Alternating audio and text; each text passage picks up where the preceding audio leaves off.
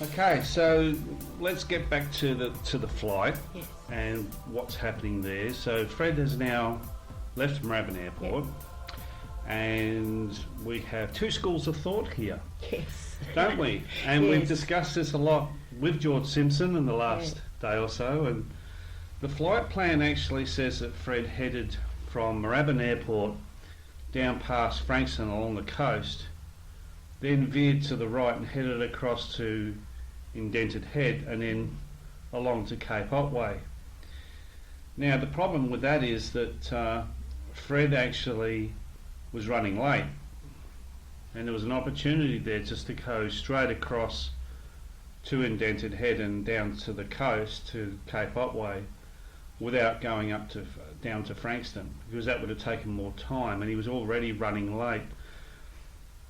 The circumstances behind that back that theory is that George says that he was in the right place at the right time to see Fred's plane go overhead that night, which would back that theory. Now, we're going to do some homework on this, obviously, to see what the time frames were, but we just wanted to let you know that there are two schools of thought on which direction Fred went once he took off. Yeah, may have not stuck to his flight plan. But he may not have. Yeah. He may not have. And the reenacting sort of some of it that night, a lot of things clicked, didn't they, the other night when we... Yep. Yeah. Yeah. Do you want to expand on that a little bit? Well... as far as Fred's... Well, let's put it this way. Fred had a lot of quirky things about what he did when he flew, and we're not talking about bad things. We're talking about some things aren't quite what normal. Not normal, but how do you put this? Well, he was one for putting his microphone on his lap all the time. Yeah, which is not a standard procedure, is it? No, you're supposed to hang it back up on the little hook that they've got there. But he had this like habit of leaving the microphone once he'd spoke on it on his lap. Yeah. Now, what that means, who knows? I don't think it means anything at all, but we thought we'd mention that to you so you know that Fred did have his own way of flying the plane. Yeah. And he'd wipe it on his shirt or whatever he was wearing. You know, he'd wipe the microphone sometimes before he talked into it. Possibly to make it clean and... Yeah. He would do that at the start because someone else has probably used it, but then I think it became a habit thing where he'd just quickly give it a wipe. But then that does show that he was very meticulous. That's a meticulous thing to do, isn't it? That's not, you know, it's not lackadaisical sort of thing. You wouldn't just go, oh yeah, so what? It's just a mic. I don't care who spat on it, whatever. Yeah. He was very meticulous with something like that. So that's very interesting. And of course, we all know the story about how Fred then encountered a UFO. And his conversation with Steve Roby, and as you know, the tape has never been found, has it? No. So, we can't really sort of provide you any. Paul Rhonda's never heard it. Yeah. If there is a tape out there, we'd like to see it. So send it to us. So Fred went missing then, and then at that point, Steve Roby had alerted the authorities to say that he'd now gone missing. Yeah. And then at what point in time did you find out what was going on? Okay, I got ready to go out because I was going out with him that night, and he didn't turn up and he didn't ring, which I thought was really strange because I said earlier that he would stop and ring if he was running late. Did he if he went flying? Yep. Once he got back to the airport, was that one of the things he would commonly do, was to give you a call before he got in the car? Yes, definitely. He would ring from the office. Yeah. And say where he was. Okay. And I'm not leaving, for another 10 minutes, and then I knew how long it'd take from there to my house, so I'd have a rough idea. Yeah. So in this particular case, it didn't obviously happen, and then you were a little bit alerted to something's going on. Well, or heightened concern. Concerned because I mean, everything was planned for that night. You know, it was the day after our anniversary. We had a lot planned for that night, to go to a few different places. Yep. For dinner and after dinner, you know, things, and to be with the family that night. Yep.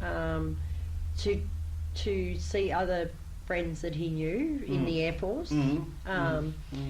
And very unusual, you know, like I was concerned. I got worried because of the reason he hadn't rung, and he always rang, you know, and you know, Mum and Dad are going, oh, it'll be all right, you know, like, and I didn't know what to think, because, you know, if he had to come back, he would have rung me. So I don't think, you know, he wouldn't have gone to those places without me, because they were expecting me as well. Yeah. So yeah, I did think, well, maybe something's gone wrong. Maybe, and then I thought, well, maybe he's just stuck at King Island and he'll have to stay the night there. Maybe he can't get to a phone there. You know, I don't know if they had phone booths over there, or and it's an island, you know. Maybe he couldn't get into, I don't know. So, yeah, so I was all dressed up, ready to go out, bought a new outfit, and, pardon me, and sat up pretty late, still waiting and wondering, you know, where he could be. And then I went to bed, but I didn't sleep. I was still in the outfit that I was going to go out in. Yeah. I didn't even get changed. Okay. I just lied on my bed, and I had a big bedroom window, and it sort of looked out to the street, but the sky, and I just lied there all night, sort of looking out the window. And then my dad was the same, meticulous about, you know, his radio. He would turn it on at 6 a.m. every Always morning. to listen to the news first thing in the morning. Yes, ABC, and then you'd hear that music that the ABC played, and then, you know, the news would come on. And then, of course, I was awake, and I heard all Dad's awake, you know, and then the first news story was that there was a pilot missing over Bass Strait, and my dad said, because I was only in the next room, small house, but he said to me out loud, he goes, "Did you hear that, Rhonda?" And I said, "Yes, Dad," you know, and we knew then that was probably Fred, you know, and my heart sunk, because at the time I thought, well, he's crashed, you know, and even then I was thinking, if he survived, great, but if he hasn't survived it, I'm not going to see him again, you know. So I got up straight away. I think Dad gave me a little bit of a hug in the hallway, knowing that what we might be going through next, you know, and I rang Moorabbin Airport. I was probably the first person to ring out of everyone. And I rang Moorabbin Airport. I wanted to do it, and then I rang them up, and I asked them who was the missing pilot that's gone missing over Bass Strait. And they asked me who I was, and I said my name, Rhonda Rushton, and then they said to me, who do you think it is? You know, like, they didn't ask me what relation to this person or anything straight away. But they asked me, who do you think it is? And I said, I think it's Frederick Valentich. And then they just said, hold the line. So as soon as you hear that, you know that, this you know, is going it's him. Here. It's him. So I broke down after that when they said hold the line, and I put the phone on to Dad. So Dad took over and talked to them. And then within half an hour, the police were at the front door. At your front door? And asked Dad and myself and Mum, I suppose, a lot of questions. You know, I cannot remember the questions now, because I think I was a mess, a total mess, you know, and I answered whatever, but I cannot remember Did it sound like an interrogation? No. It was more about just getting to understand. Getting information and more, you know. It was a fact-finding mission, basically. Yeah, and also, it was good, but they had to know, they wanted to know Fred's address and, you know. So they didn't have any of that at this stage? No. So I gave them Guido's phone number and his address. Yep. And then they said thanks and got their information that they needed and who I was related, you know, like in relation to Fred, so they got all that stuff and then they went to Fred's house after So you didn't try and contact no. Guido or anything? You just let them handle it? Yeah, Dad said just... let them handle it. Let the police go there first. Break the news to the family. And at this stage, I don't think there was no mention of UFOs because it was just a breaking news story on the radio. Yeah. Well, no one really knew that a pilot had gone missing. No one in their wildest dreams thought that they would remain missing. Unidentified flying object, I should say. You know, something strange in the sky that he reported. So at that stage, it was just a pilot had gone missing, and in the first news report. And then I did ring Guido later that day, and it was a messy phone call. I can imagine. Yeah. And but from that moment on, it only took about, I'd say, an hour, and the phone was ringing hot. And how they get the details of... This is the press you're talking about. Press. And at the front door, you know, and it was constant from, I'd say, on the Sunday from about lunchtime on.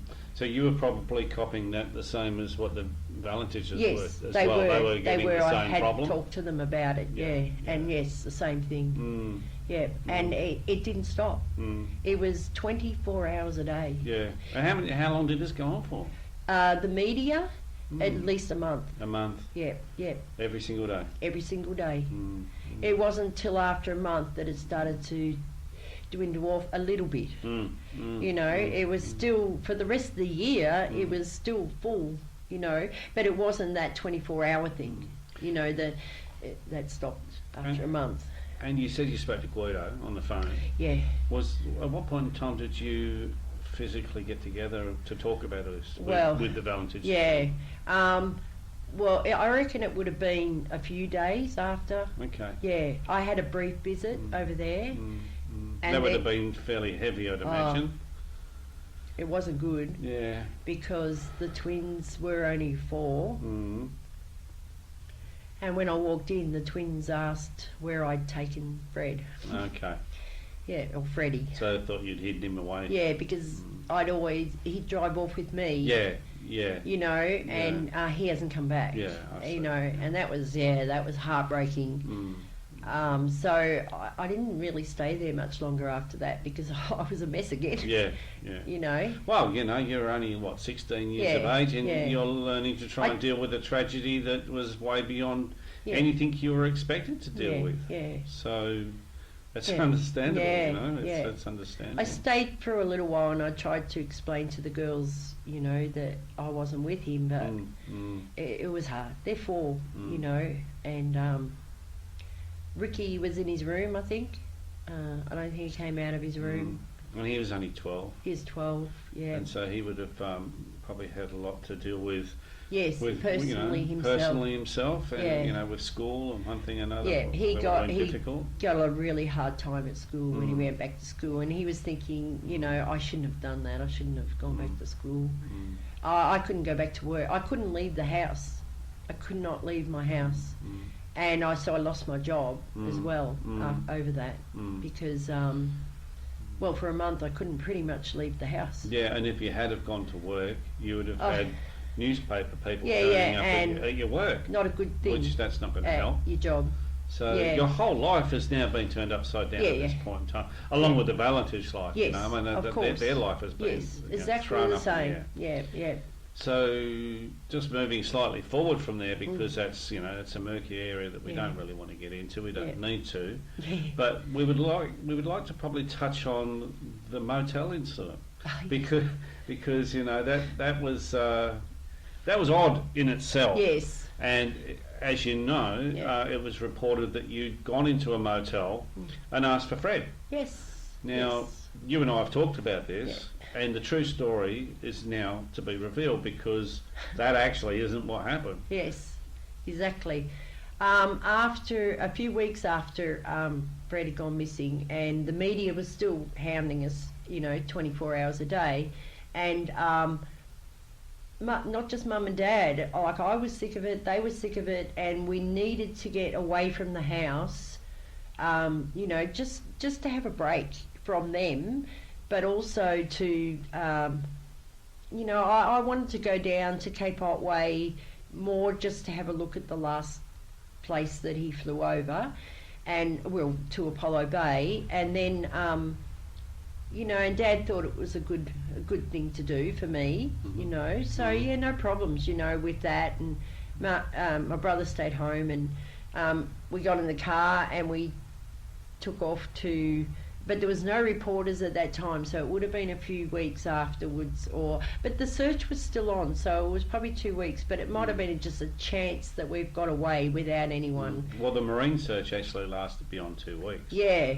So when you look at it like that, there was still a lot of activity with the authorities still going on. And I think it was just that chance where there was no media at the time at our house, so Dad said, come on, you know, let's go, you know, so we got in the car, drove all the way down there, and what we'd planned to do was to meet John Gibbs and his family down there. Now, John Gibbs is a very, very close friend of Fred's, and was in the same squadron with Fred. And but a close friend, so, and a mentor for Fred, you know, like taught him a lot of things. So he was older. Yes, he was older. And so, and we went to their house a lot, you know, Fred and I, to visit. So you know, close relationship. So anyway, I rang John and I said, would you like to come down? You know, we're not probably going to do much. Maybe we'll help a bit with the search if we can. Go and just have a look, you know. You were probably feeling at this point in time pretty helpless. Yes. And you really wanted to basically get stuck in. I wanted to do something, you know, like I felt hopeless at home, and I don't know, you know, you want to be there where everyone's searching, and so we headed down and we made no plans. We made no plans of where we were going to meet. You know, John said, if you get there first, check, you know, motels or whatever that I'm there, or, you know, and I'll do the same. So we actually got there first. Okay. So the first motel you come to is the Pine Bay Motel. So, and it was in a little side street. And I remember we went up, and Mum didn't like the look of it. Mum's really fussy on motels and things, and she didn't really like the look of it. And I said, look, Mum, it doesn't mean we're going to stay here. I'm asking for John. And that's what I did. Not asked for Fred. I walked in, I asked for John Gibbs, and they said that he wasn't there. And so I walked out of there and hopped back in the car. And I said to Mum and Dad, he's not there. He booked in there. And I said, well, I have to just go and try another motel. So when we did a U-turn in that street to go back to the main road at the end, I saw John's car drive past at the end of the street, and I said, Dad, there's John's car. So Dad chased after it, you know, to catch up. And to you know, and we caught up with him, and you know, it was all good, you know. And then we went to another motel because Mum didn't like that one, right? And we went to another motel and we booked in, and we had not much planned for that day, and plus the long drive down, it was getting late. It's a long way down. Yeah, it's a long way. Yeah, so it was late afternoon, you know, and so, you know, we all decided to have some dinner and then probably just retire to our rooms or whatever. I think we talked a bit, and then, you know, and then we'll look into it tomorrow and do something, you know. So we went to sleep. Got a knock on the motel, on the door room, and it was the owner of the motel, and he asked if we had anything to do with the Valentich case, you know, the missing pilot. And I think I answered, you know, and I said, yes, we have, you know, and he said, well, he goes, I have a foyer full of reporters, and the Willisey team were there. And he said, cameras everywhere, you know, reporters everywhere. He said, I'm a bit sick of it, you know, like, and he said, do you want to speak to them so they can go, or what are you going to do, you know? And I said, well, that's why I'm here. I'm trying to get away from that. Trying to hide from them, yeah, and I said, I don't want to speak to them, you know. I said... you didn't really have anything that you could tell them that was going to satisfy I've their already needs? done probably interviews every day, you know, up to that point, you know, on the, you know, because I didn't never said to anyone that I wouldn't do an interview. I mean, people wanted to know things, you know, and it'd be for the news that night, or for a newspaper or whatever. So, you know, I didn't knock back every interview. So, but you know, that's why we went. We were sick of it, you know. So, the owner of the motel, he said, well, okay. I told him that, and I said, no, we will have to get out of here, you know. And he said, well, I'll bring you some breakfast for us and John, you know. And he said, and then I'll get you out, like, the back door. And I remember it was stairs, and we had to carry everything down the stairs at the back.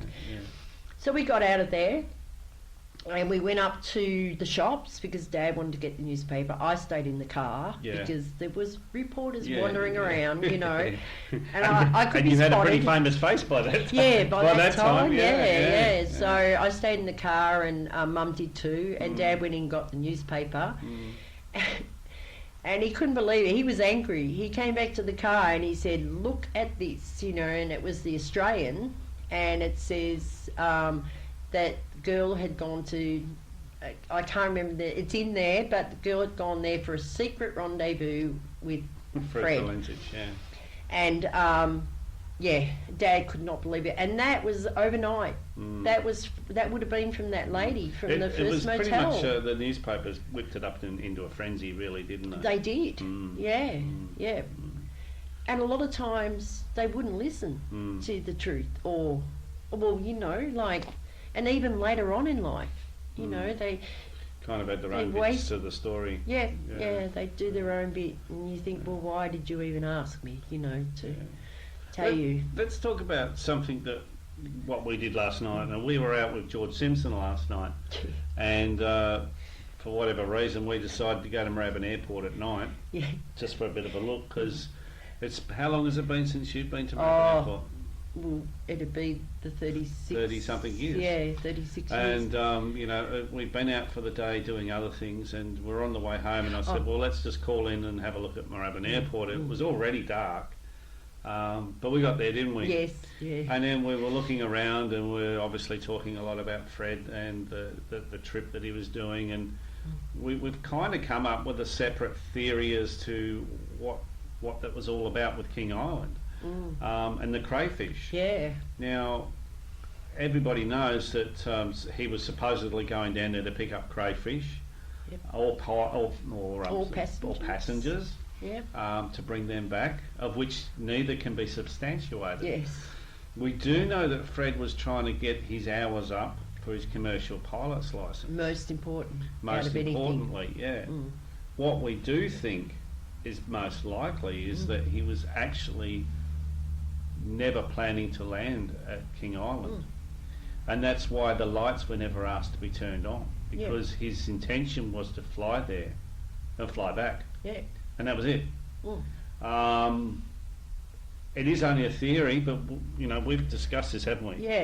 Do you want to expand on this? Yes, it seems to click in that could be what was the plan, because like I know with the crayfish that it was only a word of mouth with his squadron leader, and it was like, it's like anyone, you know, if you're going somewhere, I can grab that for me if you're going somewhere. Well, he said that, he goes, you're going to King Island, crayfish. Yeah. You know, They go hand in hand, don't they? Yeah, and we were going to his house at night. Yep, you know. So it's quite possible he's just mentioned to his peers, Yeah. squadron leaders, whatever. Yep. Oh, I'm taking a quick flight down to King Island to get some hours up, and then I'll be back, and blah blah blah. And they've said, well, if you're going to King Island, why don't you grab some crayfish for us? And you know, his intention may never have been to land at King Island. Yeah. Yeah. We're not saying that No. he didn't intend to come across this UFO, because that's a separate issue. But we do have questions on whether we believe that Fred was ever intended to land at King Island. Yeah. Yeah. It really makes sense, and you know, it was all about the hours and flying over water at night. You know, that was what it was really all about. And the thing is, if he got away on time, yeah, he would have been halfway back before it got dark, wouldn't he? Exactly. Yes. Yeah. So there you go. So I mean, there's another theory that's probably never been put forward before. Never thought of. Rhonda knows Fred better than anybody, you know, and we've run this past her, and she agrees with us. So you know, to me, that takes some weight. You know, that says a lot, and we think that it is quite possible that Fred had no intentions of landing at King Island. Yeah, and with the life jackets, well, he would probably take that many anyway, you know, meticulous, you know. Yeah. But even if he did land, you know, because sometimes you think, oh, well, you know, I'll touch down and then take off again, which he'd done that touch too. And go, He'd done that at Moorabbin, you know. Yeah. That's a standard thing at Moorabbin, touch and go. Touch and go, and he had to learn to do that as often as he could, you know. And, you know, he was like that. If there was someone he could give a lift to, you know, back and they needed it, he would do that. He would have done it. Yeah. So, but I really don't think, I don't know where the passenger thing sort of come into it. No. Yeah, but you know. And I would have thought, look, I don't know for sure, but I would have thought if you're going to bring passengers back, there'd have to be a record of that. Yes, you would know that you're going to, I mean, I don't know, 1978, things were very different back in them days, so I don't know whether that was necessary or not, but to me it makes logical sense. If you're taking 4 souls on board, then you want to know who they were, and you want to leave a record somewhere, wouldn't you? So you know, and with the crayfish thing, it wasn't a definite. It wasn't a definite. And no one gave him money for the crayfish. And that story was put out that someone gave him money to bring crayfish back. No. He would have paid for them, and then you know they would have given him money. So it was a word of mouth thing. You know, if you can get crayfish, bring them back for the dinner. Yeah, that's right. You know, how good would the dinner be? We've got crayfish. That's you right. know, Yeah, it makes a lot of sense to me. And the fact that he was running late, you know, cutting the corner off, not going to Frankston and just heading straight for King Island via the Cape, also seems to make a lot of sense. Yeah, it does. And if you think about it, if he was going to do that, he's already cut some time out of his flight by doing that, and the intention was never to land, so he didn't need to worry about turning the lights on. Yeah. He just gets there, goes around, turns around, comes back. He's got his hours up. Yes. You know, for that particular day, because obviously it's a constant thing about getting your hours up. Yes. And he would have been back probably just on dusk, probably when it was dark. Yep. Might have been dark, I don't know, but he would have been certainly getting close to land by the time he would have got back. Yeah. So that it's an interesting theory. An interesting theory. It just seems right. It feels right. Yeah. You know that's could have been what he did, and that what he was going to do. Yeah. So. I don't know. Let's have a look at some of the pictures that Rhonda's brought down to us today. You're going to see some pictures here you've never seen before. Some of them are very personal, so we thank you for that. Yes. Yeah. Some of them you won't see because they are too personal. Yes. But if you want to maybe select 3 or 4 from each book that we can show people. I'll just describe what we've got here at the moment. We've got lots of newspaper clippings that Rhonda's got. There's something in... Yeah, this one, I think.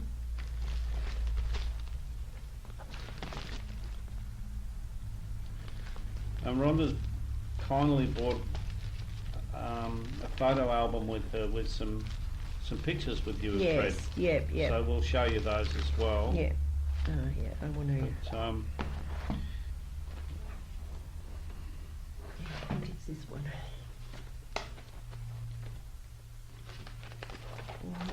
This one.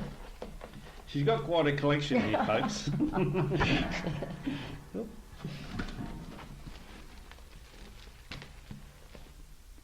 And everything's so old now, and And Rhonda kept a diary too, didn't you? yes, yeah. I haven't got that with me because I brought the wrong one. I forgot. At the last minute grabbed the wrong one, so I'll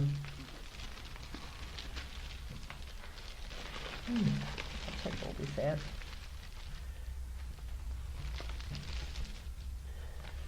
So we recognise that it's very difficult for you to see from there, so what we'll do is we'll make sure that we maybe scan some of these so that we can show you these photos.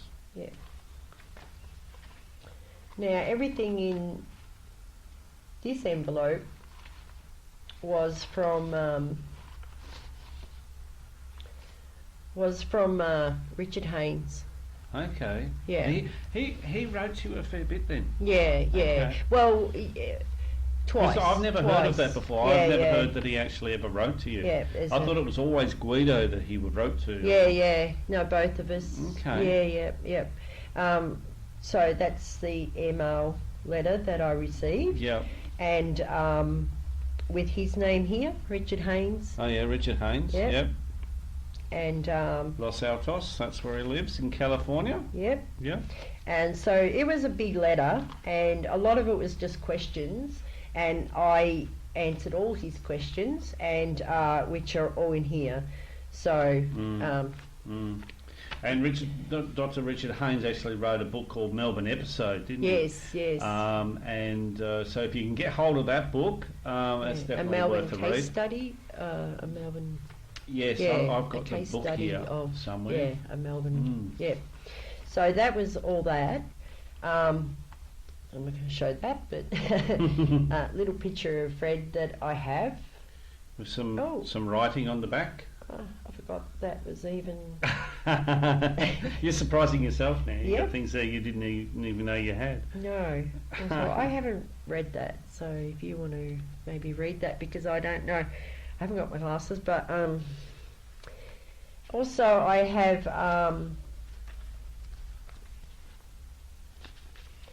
this. I went to a play that Henry Shep, I think I'm saying his name right, did a one-man play about, really about Fred's father and how a father copes with the disappearance of his son. So that was an excellent one-man play that we went to. Okay, yes. Yeah. Yep. John Misto. Yeah. He's a great actor. Yeah. Yeah. Excellent. Yeah. So, How long ago was that? Does it have a date on there somewhere? Probably on that one. I do remember it, so it can't be too long ago, because I remember it. But I remember it it coming on, and Yep. he came out to where I worked at the time, Yeah. when the play was going to be on, and I worked at a post office. Yep.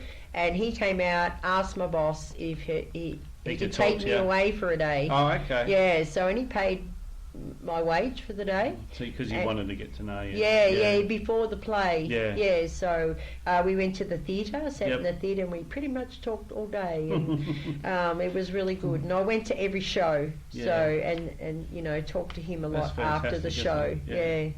Yeah. He did a great job with that. Yeah, it was magnificent. So that was that. Well, you came to our conference too, didn't you? Yes, and that was magnificent. Rhonda sat in the front row. Yeah. No one recognised you. Yes. Which is actually quite nice. Yes, it was good. And listen to George talk about Yes. various aspects of the Valentich case. Yeah. It was a great conference. Yeah. I've never been to one before because, I pretty much with this whole story never like pushed it out there. If people came to me, I would talk about it, you know, and even because I was interviewed nearly every year. Yep. From you know when it happened. So I think it was 1 year that I might not have been interviewed. Yeah. And when I moved to Queensland, I was saying to my partner that I have now, Joe, I was saying that, oh, you know, we've moved, maybe, you know, we'll have a break from this for a little bit, and it only took them 6 months. 6 months, and then the media tracked you down again. Yes, yes, and without my name being on any of the bills, you know, and no, they found me, so... Well, I guess we were very lucky to actually get you to come to our conference. Yes. And we've got somebody to thank for that, don't we? Micah Hanks. Ah. So if you're out there, Micah, yes, it is really, really much appreciated. We know that you had a lot to do with this. You and Rhonda talk quite frequently, and the word got back, and I still don't remember how you and I got together, but I think it was a phone call. Yeah. And we had a discussion, and I said to you, want to come? Yeah. And she said, yeah. And so we just worked that process through, and then here she is. I got here, yeah. Yeah. So, yeah, thank you, Micah, and thank you to everyone. That was just a great weekend, a great conference, and I will never forget. And the great friends I've made now from it all. So this photo, I'll just do this very quickly. This photo here, and we'll show you a closer one later, that's Fred when he took Rhonda up to Newcastle, and they had their infamous connection with the military. Ah, does it say that? Yeah, it does. It says on the back. So that was that. But there's many things here to see, and we're going to try and show you as much as we can as we go along. Yesterday we had a good day out, didn't we? Yes. And we actually went and visited Roy and Brenda Manifold. Yes. Now Roy's the chap who took the famous photo with the UFO in it over Cape Otway. Yeah. And we went there for quite a long time in the afternoon. We do have some footage of that, and we'll attach that somewhere along the line. Yeah. And then we went and visited. And I'd never met him before. And you'd never met him before, that's right. Yeah. In all these years, you'd never met had that opportunity. Yeah.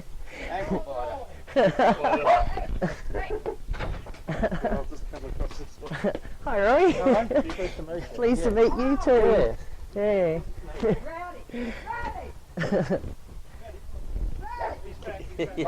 You go outside. Hello. Naughty boy. Hello. Hello. Nice day. Yeah, beautiful day. Yeah. So good to finally meet you. Yes. It's very, it's quite a mystery, isn't it? It is I a still mystery. think of it, of course. Yeah. Oh, I'm always thinking of it. Yeah, and I go back to his father when he come over from my place when it first happened, Guido. You know, I felt very, very sorry for him. Yeah. It made a big impact on me in that sense. Yeah. You can imagine what it'd be like to lose your son. Yeah, exactly. Oh, devastating. Yeah. It's very sad, and he still thought that he'd turn again one day. Yeah, exactly. Yeah. Unfortunately, it didn't happen. Well, we all hope that maybe. Maybe Well, we no would. one knows, do they? You know, it's not conclusive, and that's the whole point of the matter, isn't it? Yeah. You know, really. Yeah. No. Really, It's good you took that photo. Yeah, well, Even though we don't. it's extraordinary. It's the timing of it that that astounds me. You know, it's a freak of nature for that to happen. Yeah. Because obviously I didn't see it. Yeah. I didn't hear it either. Yeah. But I did hear the aeroplane go over just a few minutes earlier. So that's the thing. Yeah. That's how I associated them both together. Yeah. And it wasn't until about 2 or 3 months later, when I got me prints back, Yeah. I started to think about it, you know, and that's how it all happened, really. And I started to put two and two together, and I knew that was the exact time what it was, you know. Yeah, and I was speaking to the guys on the fishing down the rocks near the Parker River down there, and the next morning, because I didn't know what was going on, because we didn't have the radio down there or anything. We don't. And I said, what's all the fuss about? The Neptune flying about 500 feet above the water. Orion. Their comment was they seen him, and he went, of course, they're down down there, and then the cliff goes straight up. Yeah. You only see him momentarily. He follows it around, then he disappears over the top around the lighthouse. You know. Yeah. So. So that was about all we know about it. Their comment was that they said, "Oh well, they can't. They might find him in the beach forest somewhere." You know. The big mountain range that goes through there. So they're all your guesswork. Everything's guesswork. Well, even when I was interviewed, you know, I kept saying, "Oh, you know, look in the bushes," and but because I think it was more I didn't want. You know, you didn't want that to see that, no. Well, I wanted someone to find something. That's right. Sophisticated as that camera over there. Really? No. Well, Roy had his on a tripod up there on the on the hill. On the hill. But when you took the photo, you weren't using a tripod, were you? When you took the shot. Yeah, you did. You had it on the tripod, remember? On the film, but not in real when life. you did the shots. No, I'm not too sure. I think you did. You weren't holding it. Well, no. No, you had the I tripod. think you did. In reports, it says you had it on the tripod. I said you had I think I got the tripod here actually. No, I didn't have an interview. No, that's what I was going to ask. No, was it it was only doing it. It's an amazing thing. What happens when you see the sunset? You think it just goes boom like that. No, it doesn't. It doesn't happen like that. And that's what happened. I started to shoot at 5 or 6 second intervals. You know what I mean? You know, out of film. Because of roll film, and I was there at the end. And that was the end of the film. And that's when I thought that then it was a developing error. Because it was the end of the film. Because of the end of the film. You had it in motor drive, didn't you? So you only press the button. No, M2 was motor drive. Count, and then press the button and count. You're counting your watch, weren't you? No. I just reckoned what I was doing, you know. No, you just did it mentally. Yeah, mentally, okay. Yeah, no, I didn't. No, I thought you were looking at your watch. No. I thought it was all going to happen. And well, at that time, your line of thought was that way, you know, and perhaps after sight and all that, you know, it doesn't happen that way. But you didn't actually see it as you were doing it. No. No, it only came on the film when we got it back. When that was taken then, and I didn't get that developed. I might have got it developed before that, but it didn't come to my attention. And I'll tell you when it come in, when Quentin Fogarty on this UFO over New Zealand, and that aroused then that aroused me suspicions of what was on the end of this, what was on that, what that was. So you already had the photos developed? Yeah, I went down to Kodak in Elizabeth Street, Coburg. You know, you'd know, Preston, you would know. Yeah, I know exactly. So I went down there and I took it into there, and I said, well, take that in, and I wanted find out what this is on. It was good. It was a good day, They're very nice people. And it was good to have that, you know, sort of chitter-chatter backwards and forwards and talk the whole Fred thing over again, wasn't it? Yeah, that was terrific. Yeah. And then we called in on another special guest for us. Yeah. Steve Roby. I had met him before a few times, but it was really good to see him again. And talk to him. Yeah, so we caught up with Steve and we had a nice little chat. Yes. And then that's when we headed off to Moorabbin Airport. It was a good day yesterday. It was a great day. Yeah. Well, look, and he was, I think, very excited to see me again. Absolutely. Lots of big hugs and. But it's funny, it doesn't seem to matter how much time goes past when you catch up with people who have affected you in your life in strange ways to some extent. It's all fresh again, isn't it? And you go over the same thing again to talk about it. You can see it in our faces. Yeah, absolutely. Absolutely. Well, look, you know, we thank you for coming. Yes. We hope you've enjoyed your time here in Melbourne. We hope you come back again. We would like you to. And we'll just show a couple other things now, and then we'll wrap this interview up. The rest of the books are just newspaper clippings from that time. Yeah. So it's 3 books of it all. Okay. And also, of course, SBS did a TV series called Something Shining. And of course Robert has signed it there for me. Best wishes, if you can Robert. get hold of that documentary on the Fred Valentich shows, it is probably one of the more accurate ones. And on the back it's got But yeah, that was a good documentary, and they were so nice.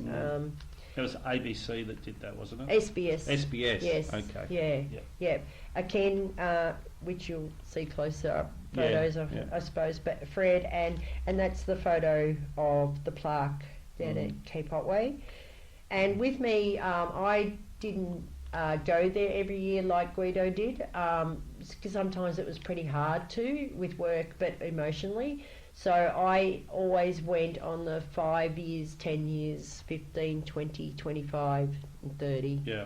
Yeah, I missed 35. But and would you go down there, when you did go, did you go with the family? No. So you just turned up separately? Yeah. And sometimes they were there and sometimes they weren't. Exactly, yeah. But when we laid plaque, that day everyone was there, and Steve Roby was there because he made a speech about it and everything. So yeah. And that plaque supposedly had gone missing at some point in time. Yes. But I believe it's there now. It went missing because it got restored. There you go. Yeah. So it hasn't gone missing. It wasn't stolen by the locals and thrown into the sea. Again, another story that's not true. So if you go down to Cape Otway Lighthouse, you will see the plaque there. It's been restored, which is absolutely fantastic news to hear, that they're preserving it like that. Yeah. So that actually photo is of the lighthouse at 7:15, 12 minutes past 7, that photo on the 20th anniversary. It shows you how dark it actually was. Yeah. It was fairly dark, wasn't it? But you can still see there the light. Still, it's like twilight, end of twilight. You'd be struggling to see much below the plane though, wouldn't you? Yeah. But lots of photos of down there. But also in the time that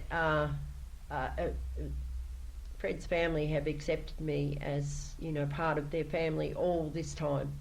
And I have been to all the weddings and Guido's funeral. Yep. And so... And you visited them. I visited on this them. visit. You visited. Yeah, I visit them. When I'm here, I visit. Yeah. And when I was living here, I would go and visit them. Yeah. That's excellent, isn't it? So but lots of things in here. But yes, all the rest is newspaper clippings in all the books, which I may have the most. I'm guessing it is the case. Yes.